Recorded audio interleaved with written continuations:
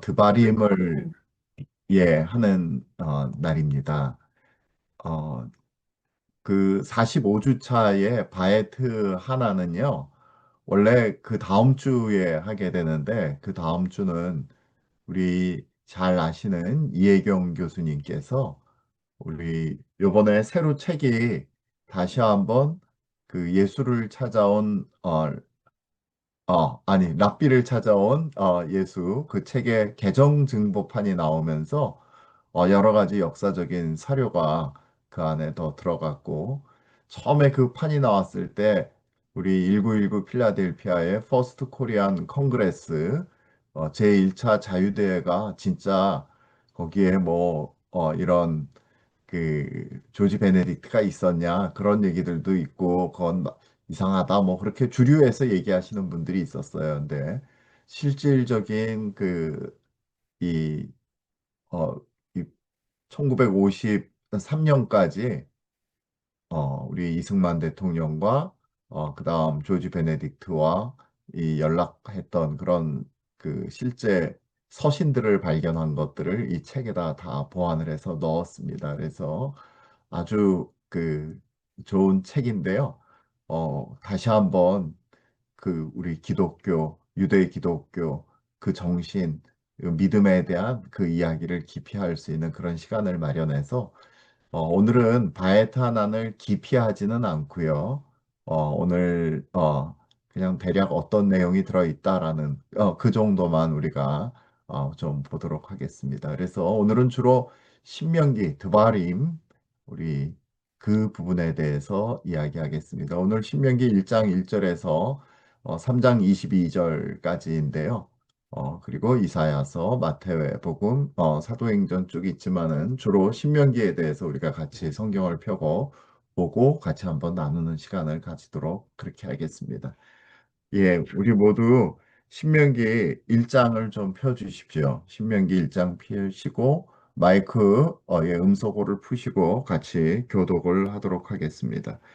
우리 1장 1절에서 8절까지 교독을 좀 하도록 하시겠습니다. 제가 먼저 1절 읽습니다.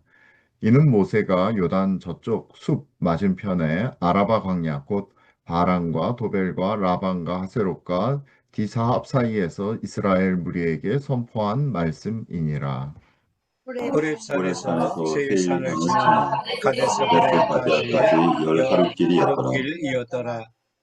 마흔째 열한째 달 그 달 첫째 날에 모세가 이스라엘 자손에게 주님께서 그들을 위하여 자기에게 주신 명령을 다 일렀으나 그때는 모세가 그때는 헤스본에 모세가 헤스본에 거주하는 거주하는 아모리 왕 아모리 왕 시온을 쳐 시온을 쳐 죽이고 죽이고 에드레이에서 에드레이에서 아스다롯에 거주하는 바산 왕 옥을 옥을 쳐 쳐 죽인 죽인 후라. 후라. 모세가 요단 저쪽 모압 땅에서 이 율법을 설명하기 시작하였더라. 일러스되 우리 우리 하나님 하나님 여호와께서 여호와께서 호렙산에서 햇산에서 우리에게 우리에게 말씀하여 말씀하여 이르시기를 이르시기를 너희가 이 산에 너희가 이 산에 거주한 지 거주한 지 오래니 오래니 방향을 돌려 행진하여 아모리 족속의 산지로 가고 그 근방 곳곳으로 가고 아라바와 산지와 평지와 네겝과 해변과 가나안 족속의 땅과 레바논과 큰 강 유브라데까지 가라. 내가 내가 너희 너희의 조상 조상 아브라함과 아브라함과 이삭과 이삭과 야곱에게 야곱에게 맹세하여 맹세하여 그들과 그들과 그들의 그들의 후손에게 후손에게 주리라 주리라 한 땅이 땅이 너희 너희 앞에 앞에 있으니 있으니 들어가서 들어가서 그 그 땅을 땅을 차지할지니라. 차지할지니라. 아멘. 네, 아멘. 여기서 보면 그 차지하는 이유가 사실은 아브라함과의 계약에 근거해서 가나안을 차지하라는 그 말씀을 볼 수가 있죠. 어, 그래서 근데 그때 이제 9절부터 보면은요. 이 10절에 너희의 하나님 주님께서 너희를 번성하게 하셨으므로 너희가 오늘날 하늘의 별과 같이 많다. 그러니까 이 모든 어려운 너희 가운데 있는 어려운 것들 분쟁을 나 혼자 감당할 수 없다. 그래서 이렇게 얘기를 합니다. 제가 13절서부터 우리 17절까지 교독하도록 하겠습니다. 너희의 각 지파에서 지혜와 지식이 있는 인정받는 자들을 택하라. 내가 그들을 세워 너희 수령을 삼으리라 한즉 너희가 내게 너희가 내게 대답하여 대답하여 이르기를 이르기를 당신의 당신의 말씀대로 말씀대로 하는 하는 것이 것이 좋다 좋다 하기에 하기에 내가 너희 지파의 수령으로 지혜가 있고 인정받는 자들을 취하여 너희의 수령을 삼되 곧 각 지파를 따라 천부장과 백부장과 오십부장과 십부장과 조장을 삼고 내가 내가 그때 그때 너희 너희 재판장들에게 재판장들에게 명하여 명하여 이르기를 너희가 너희가 너희 너희 형제 형제 중에서 중에서 형사를 형사를 들을 들을 때에 때 상관간에 상관간에 공정히 공정히 판결할 판결할 것이요 것이며 그냥 순결할 그들 중에 것이며 그들 있는 중에 있는 태국인에게도 태국인에게도 그리할 그리 것이다. 이도 우리 그리할 것이라. 17절 같이 읽겠습니다. 재판은 재판은 재판은 재판은 하나님께서 한 하나님께서 하나님께서 것인지 정한 한 것인즉 것인즉 너희는 너희는 너희는 재판할 재판할 때에 때에 재판할 때 외모를 보지 외모를 말고 보지 말고 귀천을 귀천을 사그럽이 사그럽시 듣고 차별없이 듣고 듣고 사람의 낯을 사람의 낯을 두려워하지 두려워하지 마시며 말 것이며 스스로 결단하기 스스로 어려운 일이 결단하기 있거든 어려운 일이 내가 있거든 들으리라 들으리라 내가 내가 들으리라 들으리라 하였고 하였고 아멘. 아멘 아멘. 예, 그래서 이 국가의 질서는 이제 이스라엘이라는 그 국가의 질서는 재판에 의한다라는 것이 오늘 나와 있죠. 재판이 있다는 얘기는 곧 법이 있다는 얘기겠죠. 그래서 그 법에 따라서 한다. 사람의 자기 마음대로 하는 것이 아니다. 이제 그렇게 말씀하고 있습니다. 자, 그런데 여기 보면 이제 19절부터는 정탐할 사람을 보내는 내용에 대한 것이 있습니다. 근데 민수기의 내용하고 조금 틀려요. 이 민수기에서는 보면은 모세가 보낸 것처럼 되어 있는데 여기 21절, 22절에 보면은 어, 너희 주님께서 너희에게 이르신 대로 올라가서 차지하라 두려워하지 말라 주저하지 말라 한즉 그런데 22절 너희가 다 내 앞으로 나와 말하기를 우리가 사람을 우리보다 먼저 보내어 우리를 위하여 그 땅을 정탐하고 어느 길로 올라가야 할 것과 어느 성읍으로 들어가야 할 것을 우리에게 알리게 하자 하기에 그래서 내가 12명을 택해서 보냈다라는 그 내용이 나오고 있습니다. 그런데 그 뒤에 안타깝게도 이 이 여호수아와 갈렙 외에는 다 이제 못 올라간다고 엉엉 울었던 그 장면을 기억하시죠? 우리 26절 보면 그러나 너희가 올라가기를 원하지 아니하고 너희의 하나님 주님을 명령을 거역하여 장막 중에서 원망하여 이르기를 주님께서 우리를 미워하심으로 아모리 족속의 손에 넘겨 멸하시려고 우리를 애굽 땅에서 인도하여 내셨도다. 이 어이없는 말을 하게 됩니다. 그러니까 자유를 주고 정말 책임 있는 자유인으로 살기 위해서 이 꺼내 오셨는데 애굽 땅에서 우리를 넘겨 멸하려고 악한 말을 지금 하고 있는 거죠. 즉 우리 32절 보면 이 일에 너희가 너희 하나님 주님을 믿지 아니하였도다. 그렇게 말하고 있습니다. 믿음이 없었던 거죠. 예. 그러니까 처음부터 이 사람들은 승리자가 아니라 패배자였던 것입니다. 그런데 그렇지 않은 사람 딱 두 사람, 여호수아와 갈렙 그 두 사람만이 지금 하나님의 마음에 합당했던 거죠. 자, 그래서 하나님께서 이렇게 얘기하시죠. 다른 사람은 모두 못 들어가는데 여호수아와 갈렙 그리로 들어갈 것이니 너는 그를 담대하게 하라. 38절입니다. 그가 이스라엘에게 그 땅을 기업으로 차지하게 하리라. 또 너희가 사로잡히리라 하던 너희의 아이들과 당시에 선악을 분별하지 못하던 너희의 자녀들도 그리로 들어갈 것이라. 예, 그랬습니다. 그래서 이 사람들이 이제 무려 38년 동안이나 방황하게 되는 거죠.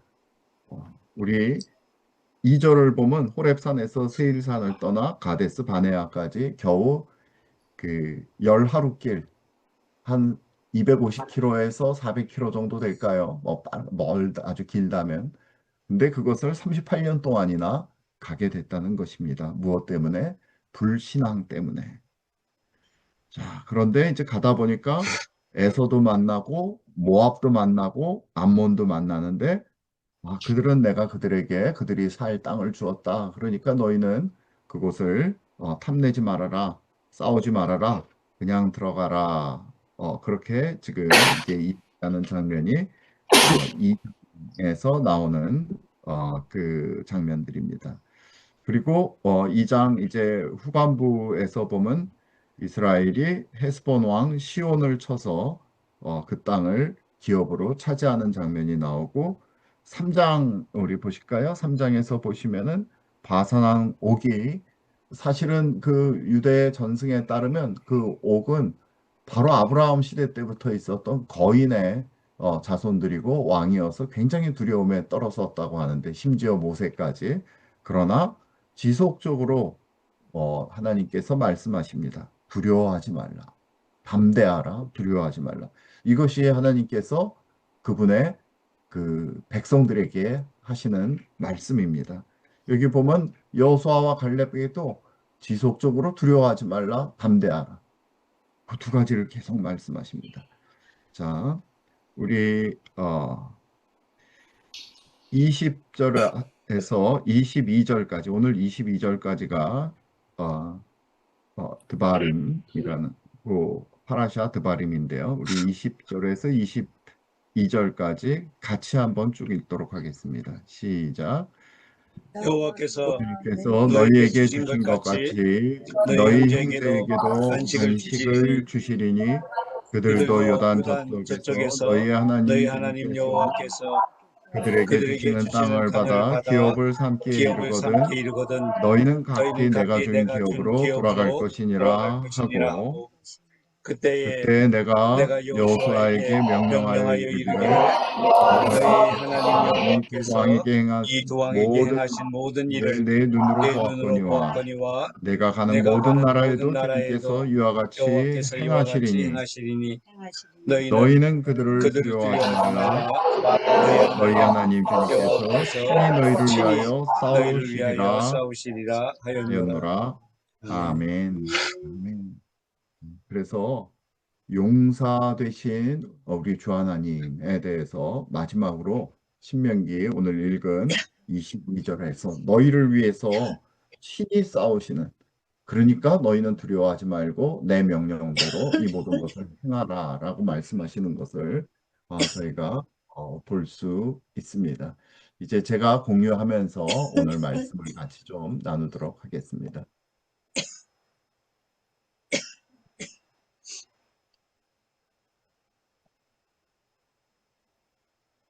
네.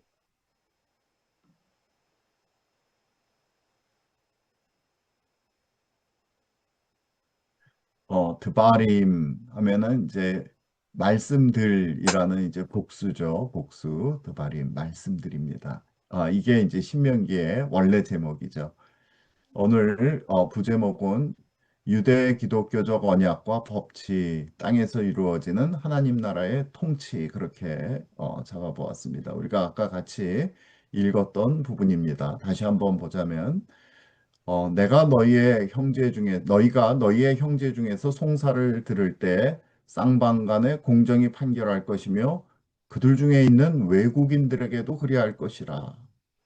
재판은 하나님께 속한 것인즉 너희는 재판할 때에 외모를 보지 말고 귀천을 차별 없이 듣고 사람의 낯을 두려워하지 말 것이며. 예, 바로 이 하나님 나라의 법치의 이 원칙이라는 것은 공정, 공의로운 것입니다.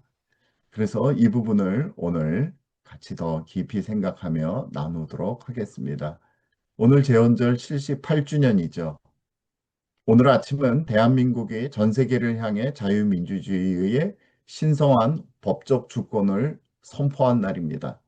이 뜻깊은 날, 우리는 토라포션 파라샤 드바림을 통해 국가의 영적 정체성과 헌정 질서의 도를 다시금 대면하게 됩니다. 드바림은 말씀들이라는 뜻인데요. 영어로 이런 듀터로노미는 헬라어, 그리스어의 구약 성경 70인역의 명칭인 데우테로노미온이라에서 유래했는데 이 데우테로스는 두 번째라는 뜻이고 노모스는 율법, 법을 뜻하므로 제2의 율법, 세컨드로라는 의미가 됩니다. 이 신의 산에서 받은 율법이 제1의 율법이라는 그 의미이기도 하죠. 그래서 이 신명기의 서막은 아까 우리가 읽은 대로 가나안 입성을 앞둔 모압 평지에서 시작이 됩니다. 그런데 모세 앞에 모인 광야 2세대는 신의 산의 불길을 직접 보지 못했고 홍해가 갈라지는 기적을 몸으로 체험하지 못한 세대였습니다.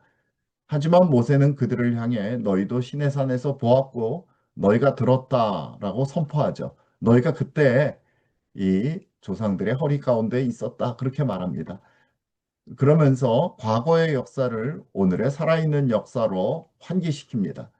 이는 이스라엘이라는 공동체의 정체성을 단순한 혈통 또는 정서가 아니라 영원히 변치 않는 성문 언약, written covenant, 토라 위에 세우는 위대한 헌정적 결단이었습니다. 바로 그 내용이 바에트 하난에 있는 우리 5장에 있는 십계명, 다시 선포하는 십계명에, 그리고 6장의 쉐마 이스라엘, 그곳에 아주 깊이 이제 새겨 놓으셨죠. 대한민국의 건국 역사도 이와 다르지 않습니다. 1948년 7월 17일 수천 년의 전제 군주제와 한일 합방기 그리고 군정기를 지나 근대적 입헌주의를 단 한 번도 경험해 보지 못했던 이 땅의 백성들 앞에 대한민국 재헌헌법이 선포되었습니다. 그날 선포된 헌법을 통해 백성 또는 신민으로서의 신분은 비로소 주권자인 국민, 시민으로 다시 태어나게 되었습니다.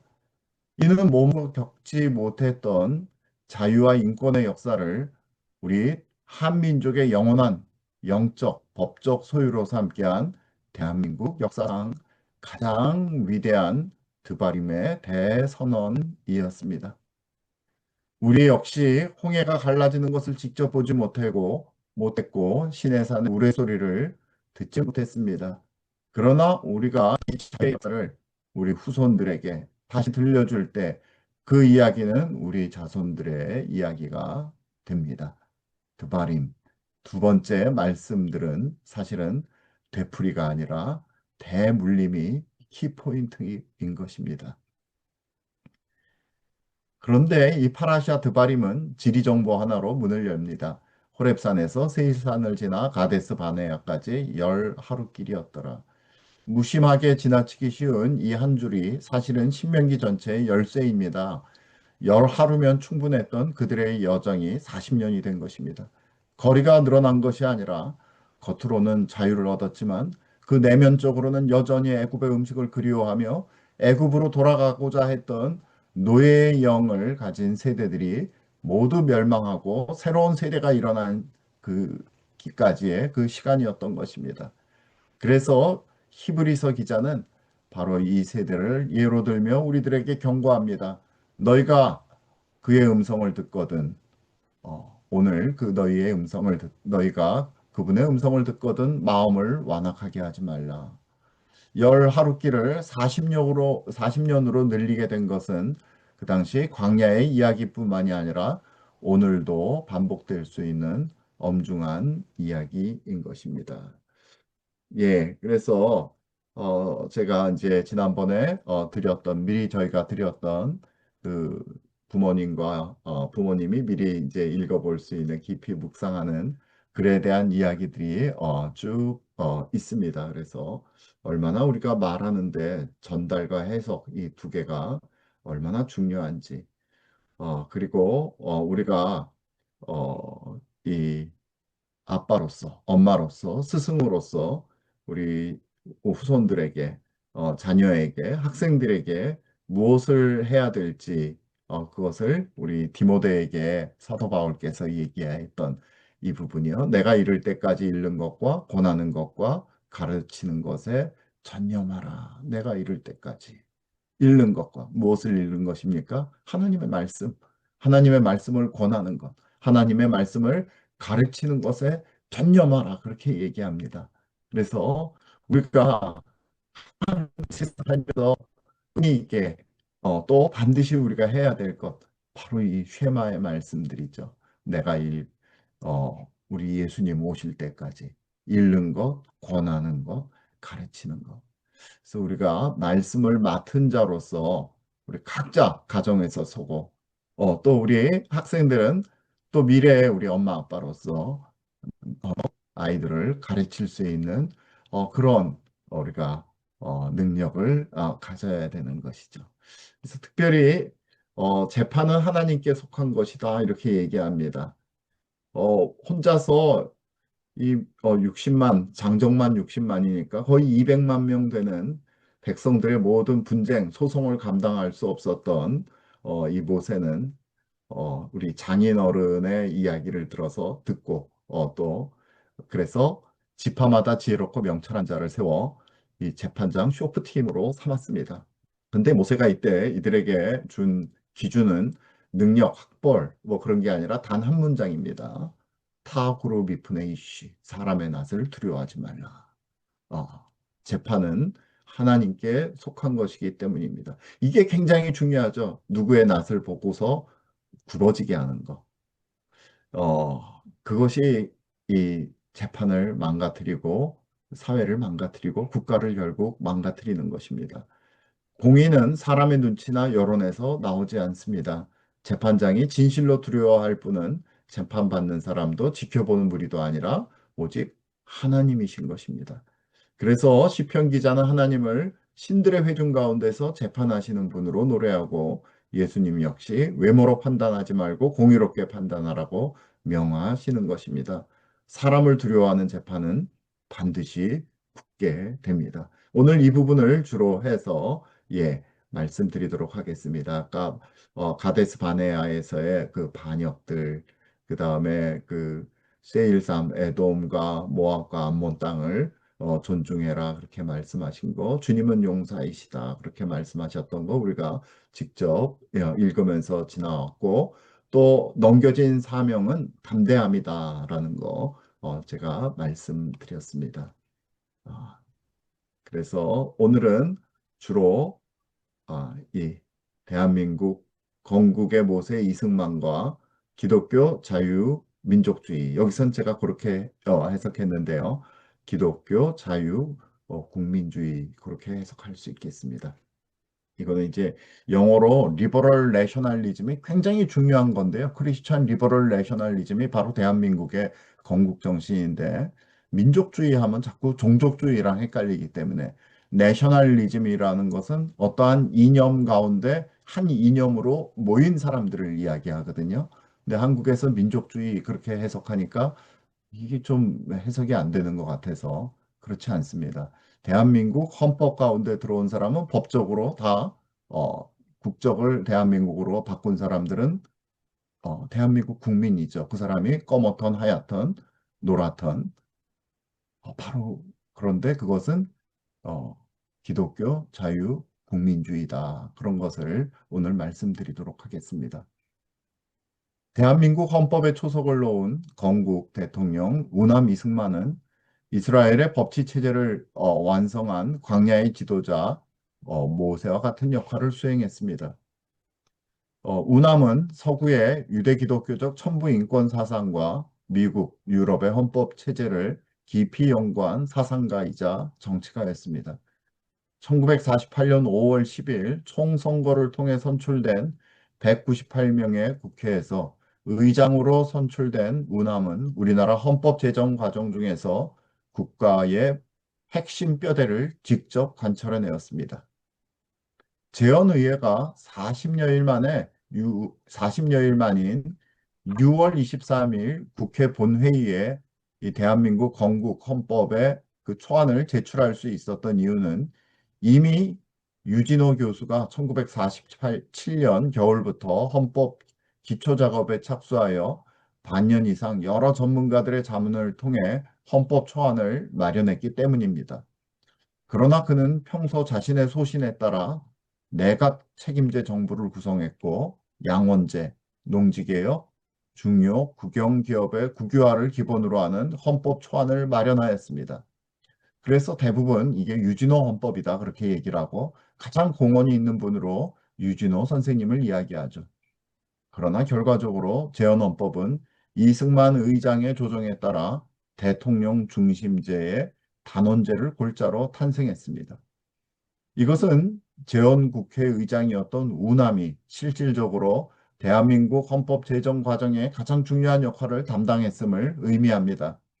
그는 유진호 초안의 전문에 대한민국 임시정부의 법통을 계승한다는 그것을 명문화해서 역사의 정통성을 공고히 하였고, 또한 주위의 반대를 뚫고 대한민국이라는 국호를, 그 당시 뭐 조선민국, 대한국 뭐 여러 가지가 많았죠. 그 대한민국이라는 국호를 재헌국회에서 최종 확정지었습니다. 이승만에게 있어서 미국식의 대통령제는 국민이 지도자를 직접 뽑고 지도자와 국민이 함께 나라의 부강을 도모하는 이상적인 정치 제도로 보았던 것이며, 이는 그가 미국에 유학을 가기 전 1904년 한성 감옥에서 저술한 그의 독립정신에 이미 잘 반영되어 있었습니다. 이는 1919년 4월 14일에서 16일 사이에 필라델피아에서 열렸던 제1차 한인의회 더 퍼스트 코리안 컨그레스의 한국인의 목표와 열망의 결의문에서 구체화됩니다. 그래서 다시 한번 이것을 살펴보면 이 대한민국 헌법이 사실은 우리 1919년 4월 달에 이 임시정부에서 나온 이 임시 헌정이 있고, 또 한 가지 국내에서 필라델피아에서 나왔던 한국인의 목표와 열망 두 가지가 다 있죠. 이것을 사실 그대로 이어받은 것이 오늘날의 이 우리나라 대한민국 헌법입니다. 한국인의 목표와 열망 하나, 우리는 통치받는 사람에게서 나오는 정부를 믿는다. 그러므로 정부는 통치받는 사람들을 위해서 활동해야 한다. 이게 안 되니까 문제죠. 통치받는 사람들에게서 나오지 않은 정부. 그러니까 그 사람들은 결코 국민을 위해서 일하지 않는 것입니다. 둘, 우리는 대중교육에 관하여 미국 모델을 따르는 정부를 제안한다. 처음 10년 동안은 정부가 중앙 집권적 권력을 갖는 것이 필요하지만 민중의 교육이 증진되고 자치 경험을 쌓게 되면 정부의 일에 참여할 기회를 갖게 될 것이다. 이게 사실은 이게 무슨 말인가 하는데, 전체 국민의 90% 이상이 문맹이라면 이 일이 반드시 필요할 것입니다. 이 일을 이루어내셨던 것이죠. 셋, 우리는 지방 및 지역 입법의원들을 선출하는 만유의 선거권을 부여하고 지방 입법의원은 국가의회에 보낼 대의원을 선출할 것을 제안한다. 요거는 나중에 지금 비슷한 이제 지방 자치제를 지금 이야기하는 것들입니다. 요건 조금 틀려졌고요. 네 번째, 행정부처는 대통령, 부통령, 지금 부통령은 없죠. 및 강요들로 구성되어 국회가 제정한 법률을 실행한다. 대통령은 국회에서 선출되며 내각과 도지사 및 외국 사절을 포함하는 중요 행정부의 관리 임명의 권리를 갖는다. 대통령은 외국과의 조약 체결 권한을 갖되 국회 상원의 인준을 받아야 한다. 대통령과 그의 내각은 국회에 책임을 진다. 이 부분은 상당히 내각 책임제에 말하자면 이 내용을 반영한 것입니다. 그래서 이 부분이 많이 조정된 것을 볼 수 있죠. 다섯 번째, 우리는 신앙의 자유를 믿는다. 종교적 교리가 나라의 법률이나 이익에 저촉되지 않는 한 어떤 신앙이나 교리도 자유롭게 가르칠 수 있다. 이게 정말 중요한 것이죠. 오늘 다시 말씀드리겠습니다. 여섯, 우리는 세계 모든 국가들과 자유무역을 통해 모든 나라와 시민들과 한국 국민 사이에 상업 및 공업을 증진한 기회를 공평하게 허용한다. 그렇죠. 이렇게 나갈 수밖에 없는 것입니다. 일곱, 우리는 민중의 교육을 다른 어떠한 정부 정책이나 활동보다 중요하게 생각한다. 여덟, 우리는 현대적이고 과학적인 위생 사업을 추진한다. 민중의 보고는 통치자들이 최우선으로 해결해야 될 중요한 임무이다. 아홉, 우리는 표현과 출판의 자유를 믿는다. 공평한 기회, 합리적인 경제 정책, 세계 각국가의 자유교육 등 전체 국민 생활의 발전을 위해 민주주의의 기본 원칙을 전적으로 따른다. 열, 우리는 민중의 권리를 침해하거나 국가의 법이나 이익과 상충되지 않는 범위에서 모든 행동이나 발언의 자유를 신봉한다. 그런데 입틀막으로 막는 거죠. 바로 우남 이승만이 지향했던 사상의 본질은 기독교 자유 국민주의, 아까 말씀드렸지만 크리스천 리버럴 내셔널리즘이었습니다. 이 세속 언론과 좌파 사관은 이를 종교적 광신이나 배타적인 기득권 수호 프레임으로 왜곡하려 들지만 실상은 전혀 다릅니다. 기독교 자유국민주의란 성경의 가르침을 따라 법과 정의를 세우는 공화주의, 비블리칼 리퍼블리카니즘, 성경의 가르침과 법의 정의를 세우는, 법과 정의를 세우는 공화주의와 인간의 자유와 권리는 하늘로부터 부여받았다는 로크식 자유주의, 로키안 리버럴리즘의 위대한 결합입니다. 자, 다시 한번 보십시오. 이게 너무 중요한 겁니다. 우리의 대한민국 헌법의 중요한 정신이 바로 리버럴, 이 내셔널리즘, 특별히 크리스천 리버럴 내셔널리즘인데, 기독교인들에게는 성경의 가르침을 따라 법과 정의를 세우는 공화주의다. 공화주의라 하면 사실은 또, 이 왕이 없는 거죠. 이 국민의 대표들이 모여서 그것도 상권을 분립해서 균형과 견제를 하는, 균형과 견제뿐만이 아니라 또 이 임기까지 둬서 어, 중간에 사람을 바꿔버리는, 이게 결국 사람을 믿을 수 없다. 사람은 믿을 수 없고 오직 법에 따라서만 해야 된다라는 그러한 공화주의와 또 인간의 자유와 권리는 하나님께 부여받았다라는, 그것이 바로 기독교 자유국민주의라는 것입니다. 즉 국가 권력이 종교나 교회를 통제하거나 이용하지 않으며 교회 역시 정치 권력을 동원해 신앙을 강제하지 않는 정교 분리의 정신을 철저히 고수하는 것입니다. 그러나 정치인과 주권자 개개인은 크리스천으로서의 높은 윤리 의식과 책임감을 지니고 사회와 국가의 공의를 세우기 위해 온 힘을 다하는 체제인 것입니다. 타락한 인간 권력의 절대화를 거부하고 왕권을 토라의 절대성 아래 묶어두려 했던 파라샤 드바림의 모세의 이 아키텍처, 이 국가 구조는 이승만이 설계한 대한민국의 자유민주주의 헌정 질서와 정확하게 일치하는 것입니다. 바로 이 하나님의 그 아키텍처, 그 건설한 그 뼈대의 구조 가운데 대한민국이 들어가 있고 미국의 헌법이 들어가 있는 것이죠.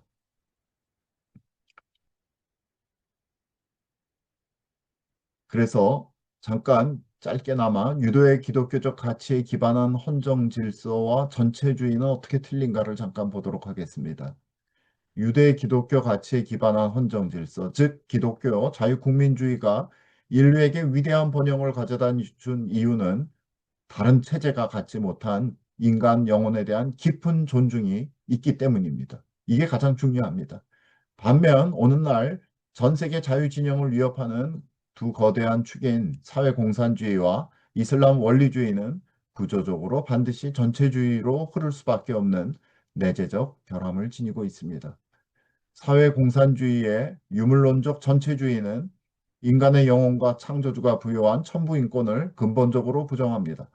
모든 가치를 계급투쟁과 당의 목적에 종속시키기 때문에 개인의 사유재산은 물론 사상과 양심까지 완벽히 통제하는 억압적 독재로 귀결됩니다. 그럼에도 불구하고 오늘날 많은 기독교 사회주의자들이 있죠. 이들은 기독교의 사랑과 평등이라는 가치를 세속적인 정치체제, 즉 분배와 평등의 시스템을 통해 지상에 강제로 구현하려고 합니다. 성경적인 사랑은 개인의 자발적인 회심과 실천을 전제로 하지만 이들 사회주의자들은 이를 국가적 강제력, 즉 법과 정책으로 취한하고 맙니다. 이 과정에서 기독교의 핵심인 개인의 영적 책임은 사라지고 사회적 구조만이 유일한 구원의 통로로 남게 됩니다. 이들은 결국 국가라는 시스템, 당이라는 시스템을 그 하나님 자리에 앉히는 거죠. 결국 이들이 사실상의 사회공산주의로 나가는 이유는 자기 말로는 나는 민주사회주의자야, 사회민주주의자야 그렇게 얘기를 하더라도 결국 사회공산주의로 그 귀결될 수밖에 없는 이유는 복음의 수직적 차원, 즉 하나님과 개인을 삭제하고 수평적 차원, 사회적 평등만을 남겨두었기 때문입니다. 결국 국가라는 세속 권력이 하나님의 자리를 차지하는 대신하는 세속 종교적 전체주의로 변질되는 것이기 때문입니다. 우리 주위에 이런 분들이 꽤 있죠. 자기 굉장히 믿음이 좋다고 하면서. 이슬람 원리주의의 신정 일치 제도 역시 반드시 전체주의로 귀결됩니다. 이들은 종교적 영역을 넘어 행정, 사법, 개인의 일상 전체를 신법, 샤리아법으로 지배하려고 합니다. 인간의 자유의지와 신앙적 양심의 판단을 허용하지 않고 오직 체제에 대한 맹목적 복종만을 강요하므로 타 종교나 비신자에 대한 관용이 존재할 수 없습니다. 그래서 이 회교권 국가에 가면 이 기독교 신앙이 비정상적인 것으로 거부되고 또 법적으로 제어되는 것입니다. 하지만 기독교 정신은 인간의 아주 철저한 타락성을 인정하기 때문에 그 어떤 인간적인 권력, 국가 권력이나 정당도 절대화될 수 없다라고 선언합니다. 즉, 개인의 양심의 자유는 자신의 내면과 그 신념 영역이 창조주 하나님과 직접 맞닿아 있는 것으로서 국가의 통치권 바깥에 있는 것이며 국가가 감히 넘볼 수 없는 성역인 것입니다. 생추어리, 이 성막같이 그런 성역인 것입니다. 내 양심의 자유는 하나님과 맞닿아 있는 것이지 국가가 내 양심을 이래라 저래라 얘기하는 것 아니라는 것이죠. 바로 이러한 권위를 인정할 때 비로소 국가는 신이 아니며 개인의 양심을 강제할 수 없다는 상식이 바로 서는 것입니다. 즉 국가의 힘을 법과 제도 안에 가두어 함부로 선을 넘지 못하게 하는 제한된 권력, 작은 정부의 원리가 자연스럽게 성립되는 것입니다. 따라서 국가가 개인의 영혼과 하나님 간의 그 영역을 침범할 수 없도록 보장한 양심의 자유, 리버티 오브 컨사이언스야말로 오직 유대 기독교 언약에서만 꽃피울 수 있는 자유민주주의의 핵심 방어벽이 되는 것입니다.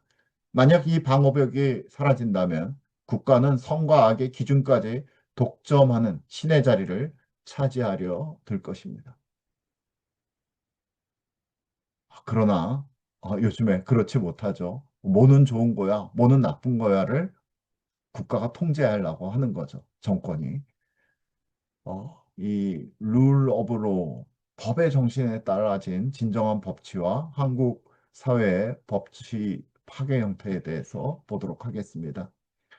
모세는 파라샤 드바림 제1장, 우리 신명기 1장에서 국가의 행정 사법 제도를 정비하며 위대한 법치의 기준을 명령했습니다. 재판은 하나님께 속한 것인즉 너희는 재판할 때 외모를 보지 말고 귀천을 차별 없이 듣고 사람의 낯을 두려워하지 말라. 예, 그래서 5장에 다시 한번 그 2세대들에게 이그 십계명, 가장 중요한 십계명을 다시 한번 설명하십니다. 다시 한번 설명하시고 6장에서는 쉐마 이스라엘 들으라. 내가 길을 갈 때나 일어날 때나 뭐 어느 때나 이 하나님의 말씀을 외우고 생각하고 또 행하라. 쉐마의 말씀을 말씀하시죠. 그것이 바로 오직 이스라엘이 이스라엘 되게 하는, 그리고 이 땅에서 승리하게 하는 그 비결이기 때문입니다. 끊임없이 말씀하십니다. 그래서 그 이스라엘은 법 가운데, 누구의 법? 하나님의 법 가운데 있는 나라다. 그것을 다시 한번 말씀하시는 거죠. 흔히 법의 지배라고 하면 단순히 법을 지키자라는 의미로 생각하지만 그 본질은 다릅니다. 유대 기독교 정신이 말하는 진정한 법의 지배, 룰 오브 로라는 것은 누구든지 예외 없이 사람이 만든 권력이 아닌 변치 않는 정의, 하나님의 말씀 앞에 굴복하는 것입니다. 진정한 법의 지배는 하나님의 말씀 앞에 굴복하는 것입니다. 다수의 군중 심리나 위정자의 권력에 흔들리지 않는 절대적인 공의를 말합니다. 사실 이는 거짓말하지 말아라, 속이지 말아라, 도둑질을 하지 말아라는 성경의 가장 기초적인 윤리 실천에서 출발합니다. 바로 십계명이죠. 그 정의의 뿌리는 이 성경적 도덕률에 있습니다. 즉, 힘 있는 자가 법 위에 군림하는 것이 아니라 가장 낮은 차원의 기초적인 도덕마저도 절대적인 법의 원칙 아래 두는 것이 바로 진정한 법의 지배인 것입니다. 그러나 안타깝게도 오늘날 대한민국의 현실은 대한민국의 지금 건국 헌법 정신과 정반대로 치닫고 있습니다. 학교 현장이나 여론에서 벌어지는 인민재판식 단죄와 마녀 사냥은 사람의 낯을 두려워하고 군중의 눈치를 보며 법치주의를 파괴하는 적나라한 징후인 것입니다. 자기 마음대로 커피도 못 사 먹고, 자기 마음대로 어디도 못 가고, 자기 마음대로 의견도 못 내는 것, 그것이 바로 이 법치주의를 지금 파괴하고 있는 징후죠. 더욱이 국가 주권의 심장인 선거 인프라를 전산으로 하이제킹하고 특정 정치 세력과 또 중공과 함께 개입해서 사전투표 및 시스템을 조작한 광범위한 부정선거는 대한민국 헌정 질서에 대한 완전한 사탄적인 침략입니다. 진실을 덮기 위해 법조문과 기계적 절차를 무기로 삼는 행태는 그것은 룰 오브 로가 아니라 법을 도구로 삼아 독재를 자행하는 룰 바이 로, 법을 이용한 지배일 뿐입니다. 따라서 오늘날 교회가 이 거짓의 서사를 깨부수고 헌법적 가치를 사수하는 것은 정파적 싸움이 아닌 하나님의 공의를 이 땅에 구현하는 바로 크리스찬들의 영적 전쟁인 것입니다. 모세는 광야 끝자락에서 아모리 왕 시온과 바산 왕 옥이라는 거인 체제를 무너뜨린 위대한 승리를 2세대들에게 회고시키면서 여호수아와 차세대 주권자들에게 선포합니다. 너희는 그들을 두려워하지 말라. 너희 하나님 주님께서 친히 너희를 위하여 싸우시리라. 이승만 대통령은 건국 직후 채 2년이 안 된 상태에서 공산 전체주의라는 거대한 악의 거인 앞에서도 이 말씀을 삶으로 입증해냈습니다.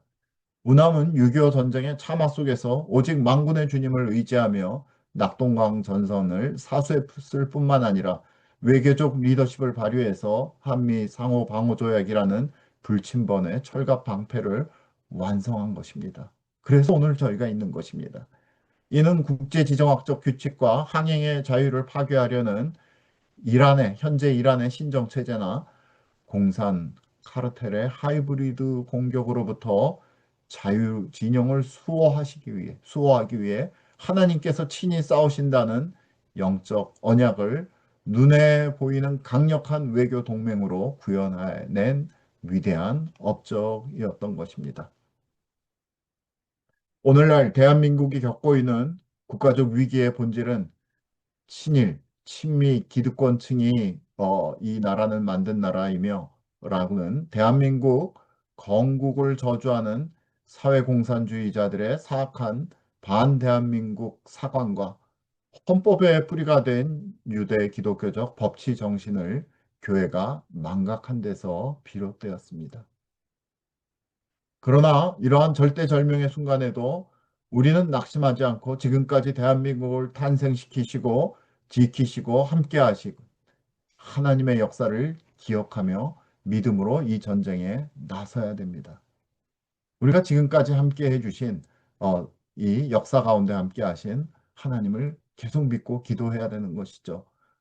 지금 이 순간에 올공과 전국 방방곡곡에서 부정선거, 척결과 법치 회복을 부르짖는 이 청년들과 우리 자유민들의 자발적인 기도의 함성은 이 무너진 대한민국의 재헌의 언약을 다시 한번 갱신하려는 새로운 이 비느하스와 여호수아의 세대를 알리고 있는 것입니다.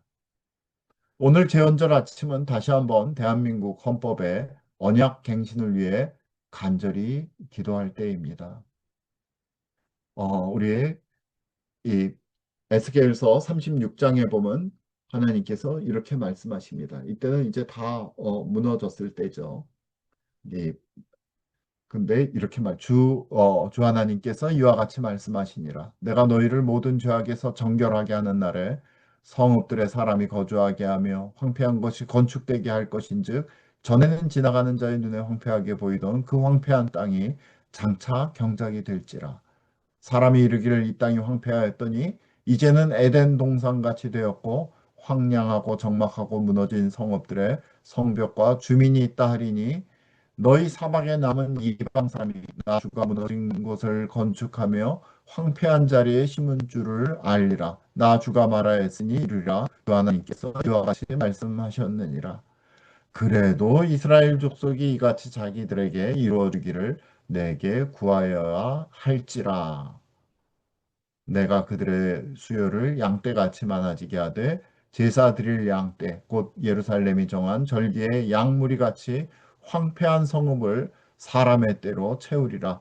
그리한즉 그들이 나를 주님인 줄 알리라 하셨느니라. 이 에스겔서의 말씀은 하나님께서 바벨론 포로로 황폐해진 이스라엘 백성에게 새 영과 새 마음을 주시고 그들의 성읍과 황무지를 에덴 동산처럼 다시 회복시키겠다고 하는 구체적인 약속을 선포하신 직후에 주신 말씀입니다. 하나님의 계획은 완벽하며 그분은 능히 스스로 약속을 이루실 수 있습니다. 그러나 하나님께서는 우리가 방관자로 뒤에 가만히 머물러 있기를 원치 않으십니다. 그래도 기도로 그 약속을 붙잡고 그분의 말씀에 권위에 순종하며 부르짖을 때 비로소 그 성취의 과정을 통해 하나님의 구원의 역사를 깊이 경험하고 그분과 동행하게 되는 참된 용기를 경험하게 될 것입니다. 우리 이를 위해서 모두 기도해야 되겠습니다. 거짓에서 사는 결코 진실의 빛을 이길 수 없습니다.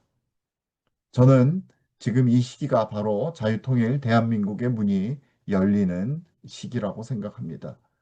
다시 한번 우리 잠자던 모든 이들이 일어나는 시간입니다.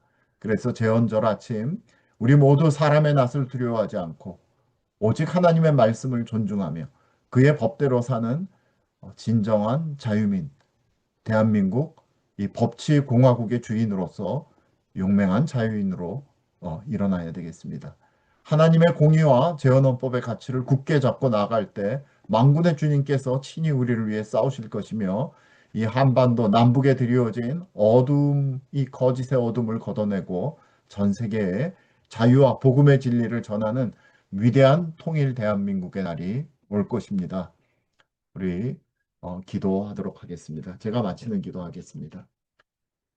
하나님 아버지 감사합니다. 78년 전 위대한 드바림의 선포, 이 대한민국의 모든 이들을 자유하게 하며 남녀노소, 귀천의 차이가 없는 귀한 나라의 헌법을 이 땅에 주셔서 감사합니다. 특별히 이 크리스찬 리버럴 내셔널리즘을 가진 이 헌법 체계를 우남 이승만 대통령을 통해 주님 저희에게 주셔서 이것이 자손 만대의 복이 되게 하심을 감사합니다. 아버지 하나님, 저희가 잠들어서 저희가 게을러서 저희의 무지몽매에서 이 땅에 어려움이 찾아왔사오니 아버지 하나님 이 땅에 어둠을 거두어 주시고 무지의 목매를 거둬주시고 진정한 여호수아와 갈렙의 자유민들이 더 많이 방방곡곡에서 일어나 이 땅을 온전히 새롭게 하고 북한을 해방시키고 참으로 대륙을 넘어 이스라엘의 이 도달할 때까지 참으로 그 사명, 이 한민족에게 주신 사명을 온전히 감당할 수 있도록 은총 허락하여 주옵소서. 감사드리며 예수님 이름으로 기도했습니다. 아멘. 아멘. 예, 우리 시간이 많이 되긴 했는데 박영재 우리 본부장님 어디 계십니까? 예, 기도 인도해 주실 수 있으실까요?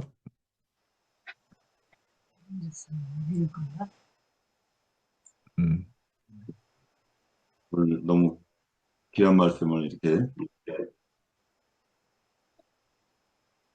선포해 주셨는데, 우리 같이 한번 오늘 말씀 기억하면서 이 대한민국 제헌절을 맞이해서 자유대한민국 리버럴 내셔널리즘, 크리스찬 리버럴 내셔널리즘에 대해서 너무 감명 깊게 잘 들었습니다. 우리 미국이 250주년 기념 행사를 하는 모습이 너무 정말 부럽기도 하고 자랑스럽기도 하고 좀 영광스럽기도 했는데, 그것이 미국을 본받아서 우리가 재헌 헌법을 이어받아서 이렇게 자유대한민국을 지금 수호하기 위해서 싸우고 있는데, 우리 대한민국에도 그와 같은 영광이, 자부심이, 또 하나님께 대한민국 건국의 건국절을 기념하는 그런 아름다운 예배가 이 땅 전체에서 남과 북, 한반도 온 땅에서 올려드리는 그런 모습을 믿음의 눈으로 그렇게 함께 바라보게 됩니다. 우리 최 목사님께서 오늘 말씀해 주신 그 내용을 바탕으로 해서 자유대한민국과 또 우리 북한 땅을 생각하면서 음소거를 전부 다 풀어주시고 이 제헌절 날 드리는 특별한 그런 기도를 함께 합심해서 올려드린 다음에 우리 강희순 목사님께서 마무리 좀 해주시면 좋을 것 같습니다. 같이 한번 주여 한번 부르짖고 기도하겠습니다. 주여 주여 아버지